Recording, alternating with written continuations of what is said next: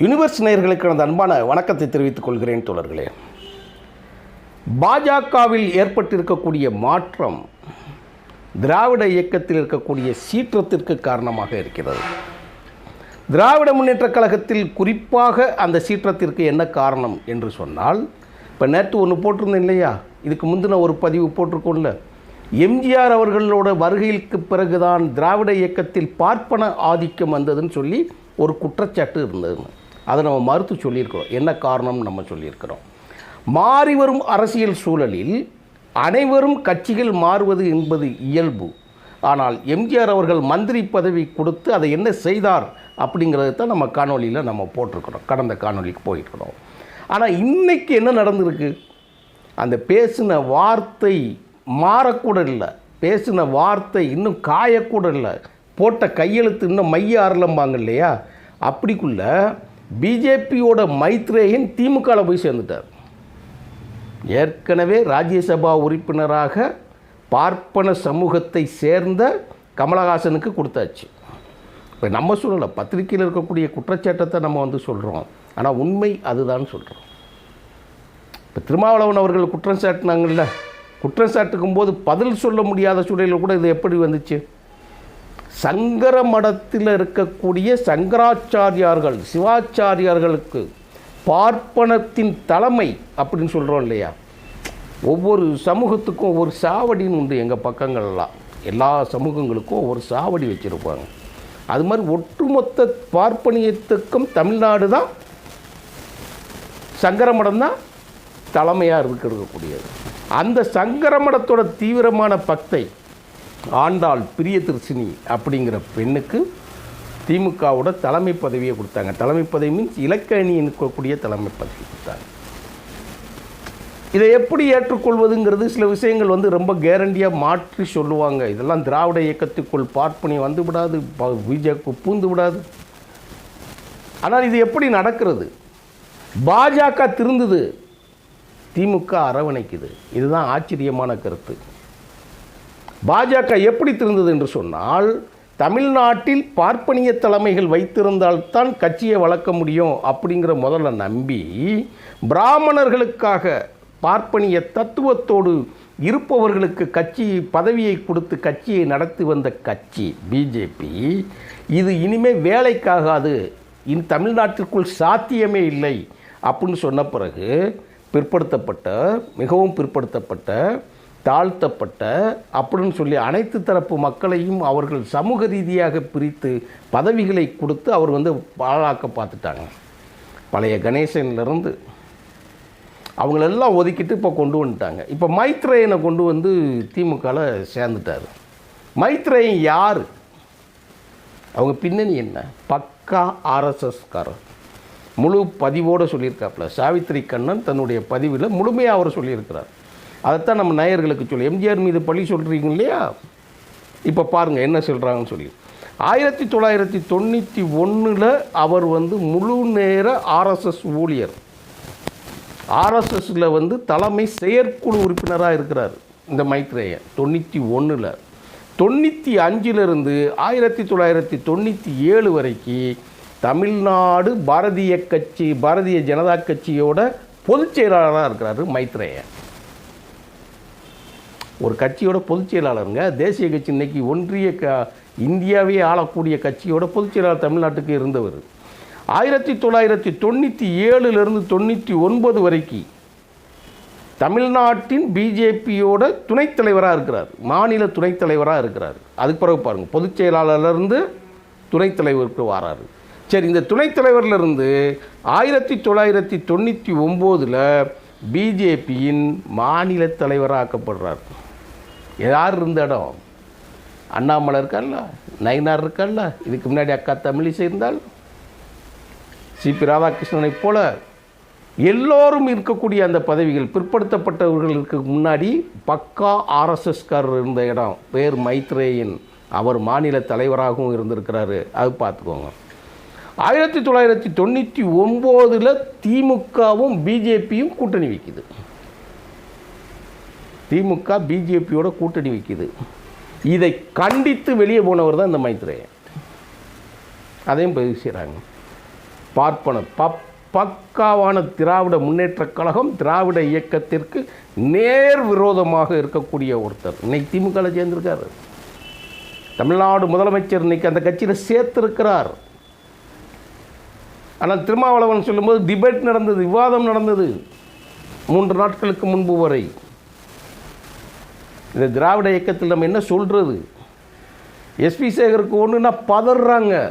பால் packet வீட்டுக்கு போகுது அதிமுக ஆட்சியில். இப்போது அவரை மேடைக்கு கூப்பிட்டு மேடை பேச வைக்கிறாங்க. ஸ்டாலினுக்கு கட்டம் சரியில்லை என்று சொன்னவர்கள், திமுகவுக்கு நேரம் சரியில்லை என்று சொன்னவர்கள், ஒருபோதும் ஆட்சிக்கு வர முடியாது என்று தரக்குறைவான வார்த்தைகளை பிரயோகிக்கும்படுத்தி நீதிமன்றத்தால் கண்டிக்கப்பட்டு தண்டிக்கப்பட்டு சிறைபிடிக்க வேண்டும் என்று சொல்லப்பட்ட நபர் எஸ்பி சேகர்.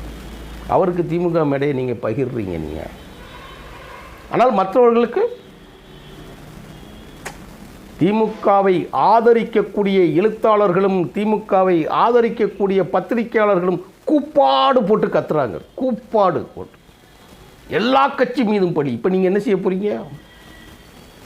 திராவிட இயக்கத்தில் என்ன செய்ய போகுது? இப்போ நம்ம கமலஹாசனை எடுத்து போட்டு மறுமலர்ச்சி திமுகவோட பொதுச் செயலாளர் தலைவர் வைகோ அவர்களுக்கு ராஜ்யசபா பின்வாங்கப்பட்ட போது நாங்கள் ஒப்பந்தம் போடவில்லை, அது போடலை, இது போடலைன்னு சொல்லி கருத்து சொன்னவங்க அத்தனை பேரும் கழகத்தினோடு இருக்கக்கூடிய முதன்மை செயலாளர் சொன்னார், எங்கள்கிட்ட பேச்சுவார்த்தையின் அடிப்படையில் கொடுப்பதாகத்தான் சொன்னார்கள் என்று வெளிப்படையாக சொன்ன பிறகு மறுமலர்ச்சி திமுகவின் பொருளாளர் மதிப்புமிக்க செந்தில் அதிபன் அவர்கள் அதை உறுதிப்படுத்தி பேசியப்பட்ட பிறகு அதையும் நக்கல் பண்ணி பேசிக்கிட்டு இருந்தாங்க. இன்றைக்கி ஒன்று பிஜேபியோட கூட்டணி போயிடும். ஆனால் பிஜேபி அங்கே இருக்கக்கூடிய ஆளுகளெல்லாம் இப்போ திமுகவுக்கு அனுப்பிக்கிட்டு இருக்கிறாங்க. அதைத்தான் நம்ம சொல்ல வரோம். திராவிட இயக்கத்தில் இது திராவிட இயக்கத்தோடு பேசக்கூடிய அந்த பத்திரிகையாளர்களும் எழுத்தாளர்களும் நீங்கள் அதை ஊடகத்தை ஆதரிக்கக்கூடியவர்கள் அத்தனை பேருக்கு இதுக்கு நீங்கள் விட சொல்லணும். என்ன சொல்ல போகிறீங்க? இது ராஜதந்திரமா? அப்போ நீங்கள் செஞ்சால் ராஜதந்திரம், அடுத்தவங்க செஞ்சால் இதுதான் இப்போ பிரச்சனை ஆகுது. இப்போ 2002, 2007, 2013 ஏடிஎம்கேயில் ராஜ்யசபா உறுப்பினராக இருந்தவர் மைத்ரேயன் 13 வரைக்கும். அதுக்கு பிறகு பிஜேபியிலிருந்து அவங்களுக்கு மாஃபா பாண்டியராஜன் ஒருத்தர் இருக்கிறாரு, பக்கா ஆர்எஸ்எஸ்காரர் மைத்ரேயன். இந்த 2 பேரையும் ஓபிஎஸ் அணிக்கு அவங்கள ப்ரமோட் பண்ணுறாங்க. அதுக்கு பிறகு ஓபிஎஸ் அணிக்கு ப்ரமோட் பண்ணி அந்த கூடாரத்தை காலி செஞ்சுட்டு அப்படியே திருப்பி அதிமுகவுக்கு நுழைகிறாங்க. 2022 16 கூட போன 22 வராங்க. அதுக்கு பிறகு அதிலிருந்து விளக்கப்பட்ட பிறகு அங்கே பிரச்சனை அப்புறம் திருப்பி பிஜேபிக்கு போகிறாங்க. பிஜேபியிலிருந்து திருப்பி அதிமுகவுக்கு வராங்க. இன்னைக்கு திமுகவுக்கு வந்துட்டாங்க. இது என்ன ராஜதந்திரம்? ஒன்றும் புரியல. அப்போ நடிகர் விஜய் கட்சி துவங்கி அந்த கட்சியை ஆதரிப்பதற்கு பிஜேபி தான் பின்னணியிலிருந்து இயக்குகிறது என்று சொன்னால், நேற்று வரை பிஜேபியிலிருந்து முழுமையான ஆர்எஸ்எஸ் கொள்கைகளை உள்வாங்கி கொண்டு உள்ளே வரக்கூடிய ஆளுகளுக்கு நீங்கள் எதுக்கு எப்படி இடம் கொடுக்குறீங்க? ஓபிஎஸ்க்கு எப்படி நீங்கள் இடம் கொடுத்து உட்காந்து பேசுகிறீங்க? எங்கள் துக்க வீட்டுக்கு போகிறவங்க பழம்புகளோட எங்கே போவாங்க? பால் ஒன்று தான் கொண்டு போகலங்க. துக்கம் விசாரிக்க போகிறேன்னாரு முதலமைச்சரை சந்திக்கிற பொழுது. ஓபிஎஸ் 2 முறை சந்திக்கிறாங்க. அதில் நடைபயணத்தில் போய் கிராஸ் பண்ணிட முடியுமா? முதலமைச்சர் போகும்போது இவங்களுக்கு தகவல் தெரியாதா? அப்போது வடிவேலு சொன்ன மாதிரி உங்கள் தக்காளி அடுத்தவனுக்கு ரத்தம், இல்லைன்னா இவங்களுக்கு தக்காளினா உங்களுக்கு ரத்தம், இப்படி என்ன வேணாலும் நீங்கள் எப்படி வேணாலும் பேசிடலாமா? இன்றைக்கி சிரித்த மாதிரி போஸ்ட் கொடுக்குறாங்க, சால்வையை போட்டு 2 பேர் வெளியே திமுக கழகத்தில் இணைந்து விட்டார். இப்போ திருமாவளவன் அவர்கள் என்ன சொல்ல போகிறாங்க? நீங்கள் யார் என்ன வேணாலும் பேசிக்கிட்டு இருங்க, யாரை பற்றி எங்களுக்கு கவலை கிடையாது. நாங்கள் என்ன விலை கொடுத்தாலும், என்ன பல்ட்டி அடிச்சினாலும், யாரை விலைக்கு வாங்கினாலும், இல்லை யாரை சேர்த்து கொண்டாலும் எங்களுக்கு வெற்றி மட்டும்தான் முக்கியம்னா இது என்ன சொல்கிறது? சுப்பிரமணிய சாமி பதவி அனுபவிச்சோம். அப்போ சொல்லுவாங்க, நாங்கள் என்ன மந்திரி சபையில் இடம் கொடுத்தோமா? இல்லை என்றால் நாங்கள் வேறு சட்டமன்றத்துக்குள்ளே நாங்கள் இடம் கொடுக்கோம். நடக்கும். அடுத்து இது எப்படி நடக்கு? அப்போ மாற்றுக் கட்சிகள் அடுத்த கட்சிகளுக்கு மட்டும் பேசுகிற பொழுது அத்தனை பேரும் கும்பலாக வந்து பேசக்கூடிய அத்தனை பத்திரிகையாளர்களும் இதை பற்றி இன்றைக்கு வரைக்கும் எந்த வாயுமே திறக்கலை. இது ராஜேந்திரன் என்னையா ராஜேந்திரன் இதுக்கு பேர் ராஜேந்திரமா? இதை அடுத்தவர்கள் செய்தால் அதைத்தான் மாற்றி மாற்றி மாற்றி நம்ம சொல்கிறோம். இங்கே இருக்கக்கூடிய குறைகளை சுட்டிக்காட்டாமல் கண்மூடித்தனமாக ஆதரிக்க வேண்டிய கட்டாய சூழலுக்கு திராவிட இயக்கத்தில் இருக்கக்கூடிய மற்ற இயக்கங்கள் தள்ளப்பட்டு இருக்கிறது என்கிறது தான் முக்கியமானது. அதை நான் நிறையா பேச முடியாது, பேசுகிறதுக்கு 1000 செய்திகள் இருக்குது. என்னுடைய நிலை சிலவற்றை தடுக்கிறது நான் பேசுகிறதுக்கு. என்ன இது?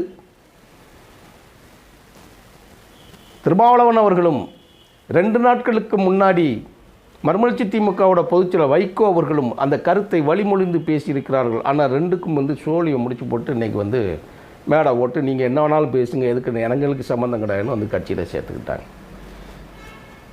திராவிட இயக்கத்திற்குள் பார்ப்பனியம் ஊடுருவி கொண்டிருக்கிறது. ஆனால் பார்ப்பனியத்தை முழுமையாக ஆதரித்து ஒரு இரவில் 10.5% இடஒதுக்கீடை பெற்றுக்கொண்ட அந்த இனத்தோட பிரதிநிதிகள் திராவிட இயக்கத்துக்குள் ஊடுருவது பேர் ஆபத்து. ஆனால் திராவிட இயக்கத்தின் தலைமைகளுக்கு மாற்று சமூகங்களுக்கு இடம் கொடுத்து பிராமணர்களை புறம் தள்ளிவிட்டு அந்த கட்சியை வளர்த்து கொண்டு இருக்கிறார்கள் என்பதை மறந்துவிடக்கூடாது. நீங்கள் என்ன சமாதானம் சொன்னாலும் நெற்றிக்கண் திறப்பினும் குற்றம் குற்றமே. அது எப்படி நீங்கள் ஆளுங்கட்சியாக இருக்கும்போது மட்டும் சேர்ந்துக்கிடுவாங்க, உங்களுக்கு நீங்கள் திருப்பி நாங்கள் வெற்றி பெறுவதற்கு நாங்கள் என்ன வேணாலும் செய்வோம், மயிலாப்பூரில் ஒரு தொகுதியை கொடுத்து நாங்கள் வெற்றி பெற்றுக்கிடுவோம்னு சொன்னால் அப்போ மற்றவங்க செய்கிறது என்னமா? தன்னஞ்சறிவது பொய்யற்க. நன்றி, வணக்கம் தோழர்களே.